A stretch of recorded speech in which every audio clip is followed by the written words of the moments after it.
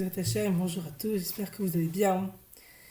On est maintenant reparti dans nos semaines, de nos belles semaines, après nos belles vacances de Pessah. On va essayer de dire un mot sur la paracha Haremot qu'on a lu samedi dernier. Je rabote, je suis un peu en retard. Un message extraordinaire. Vous savez, il est écrit dans le passage que je vais vous lire à l'instant T et que nous allons étudier Bezrat Hashem ensemble avec force. Parashat Haremot, Vaidaber Adonai el Moshe, Haremot, Shne Bnei Aaron, Kraftam Lifnei Adonai Veyamutu. Bon, ensemble, le Passouk, les fils d'Aaron, ils ont amené leur corban et après ils sont morts. Les deux. Et on répète 2 fois qu'ils sont morts. Bon, maintenant on va essayer de voir un truc très important. J'ai été à un cours d'un ami à moi qui s'appelle Ariel Amselem, il nous a fait un cours super, il a dit qu'il y a 3 couronnes en Am Israël. Il y a Keter Malchut, la couronne de la royauté. Celle-là, elle est donnée à David Ameler. Il y a Keter Keuna, la couronne de la prêtrise. Elle est donnée aux Kohanim. Et il y a Keter Torah. Keter Torah, tout l'Am Israël, à vous et à moi. À tout le monde, c'est universel. Ça, c'est ce qu'on doit comprendre et c'est ce qu'on doit apprendre. La Torah, elle est pour nous tous. Maintenant, regardez. La Torah, c'est une palette extraordinaire.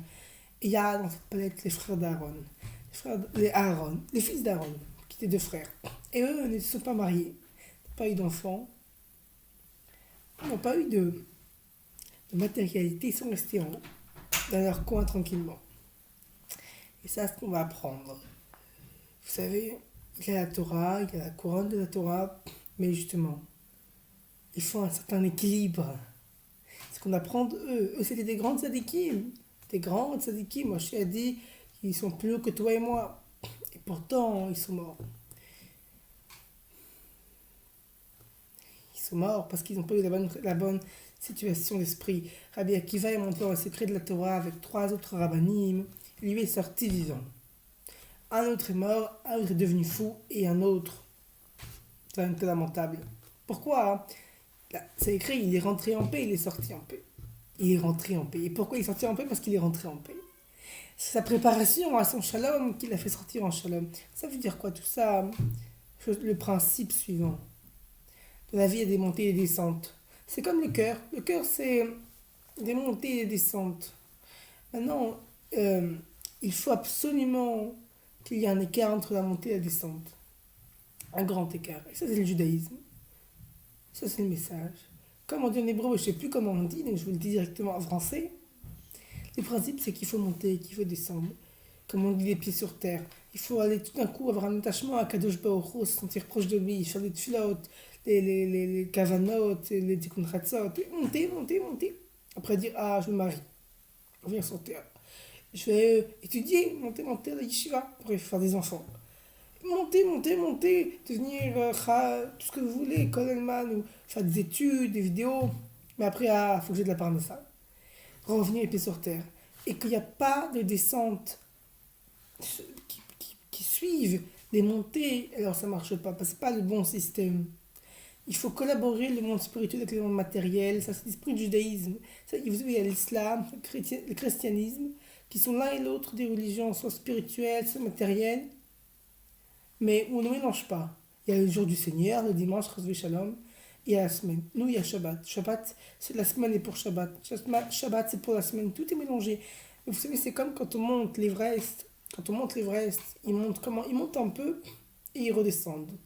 Ils montent un peu et redescendent. Pourquoi? Pour s'adapter à l'oxygène. Sinon, c'est trop dur, l'adaptation. C'est pareil, Hachem te dit, moi, je veux que tu t'adaptes et que tu te prépares. Donc, pas que tu restes en bas, que tu m'oublies, pas que tu restes en haut et que tu oublies ta mission de l'Eshama que je t'ai envoyé sur la planète Terre. Mais que tu fasses des allers-retours. Ça, c'est l'essentiel. Non, il ne faut pas comprendre qu'il faut rester que en haut et que en bas. Il faut faire ça. Et les fils d'Aaron, ils n'ont pas senti le besoin de venir sur Terre. Or, la mitzvah, quand elle est accompagnée d'un fil matériel, elle a toute sa valeur. Parce que éclairer une pièce éclairée, si vous amenez une bougie dans ma chambre, elle est déjà assez éclairée comme ça. Et par contre, éclairer une pièce sombre, ça fait beaucoup de lumière. Ça, c'est le message. Il faut mettre de la spiritualité dans la matérialité, et vice versa. Là, ça fait un boom extraordinaire pour Hachem. Ça fait venir à la lumière d'Hachem dans ce monde, et ça c'est notre but. Mais rester que en haut, enfermé, comme fils d'Aaron, c'est pas pour nous, c'est pas un bon chemin, c'est pas le bon chemin à suivre. Voilà, c'est Hachem, j'espère que vous aurez compris ce là, ce message-là. Je vous souhaite à toutes et à toutes de monter et descendre, comme on dit, pour la bonne cause, bonne semaine.